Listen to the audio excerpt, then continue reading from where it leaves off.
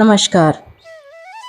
क्या आपने कभी ऐसे तालाब के बारे में सुना है जो सिर्फ पानी का स्रोत नहीं बल्कि इतिहास, आस्था और प्रकृति का संगम हो?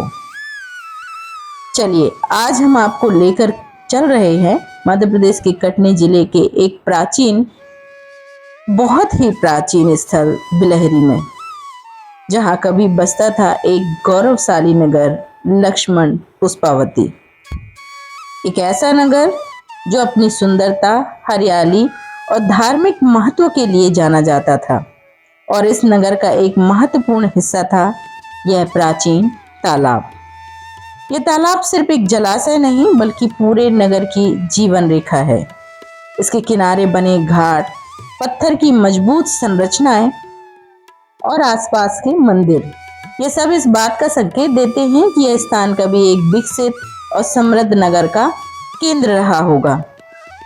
पुष्पावती नाम से पता चलता है कि यहाँ आसपास काफी सारे पुष्प, हरियाली, सुगंध इत्यादि जरूर रही होगी।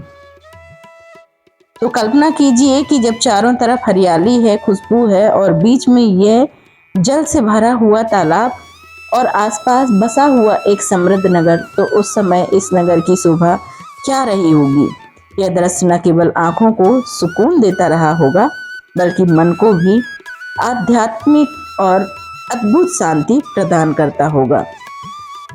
ऐसे तालाब प्राचीन समय में सिर्फ पानी के लिए नहीं बनाए जाते थे, यह पूजा, अनुष्ठान और सामाजिक जीवन का भी केंद्र होते थे।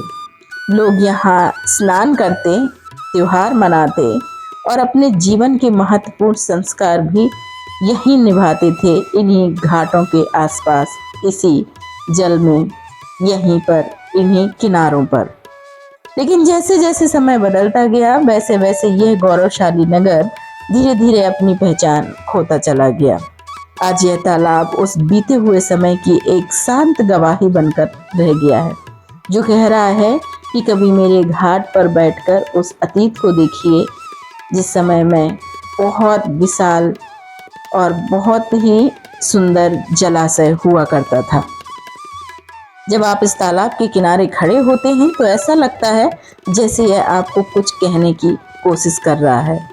शायद अपने पुराने दिनों की कहानी बयां करता है यहाँ का पानी, शायद उस समय की यादें जब यहाँ जीवन का उत्सव हुआ करता था।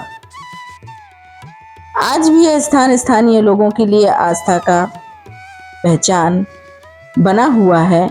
यह उनकी आस्था का एक अहम हिस्सा है और अगर इसे सही तरीके से संरक्षित किया जाए तो यह आने वाली पीढ़ियों के लिए भी एक महत्वपूर्ण ऐतिहासिक धरोहर बन सकता है।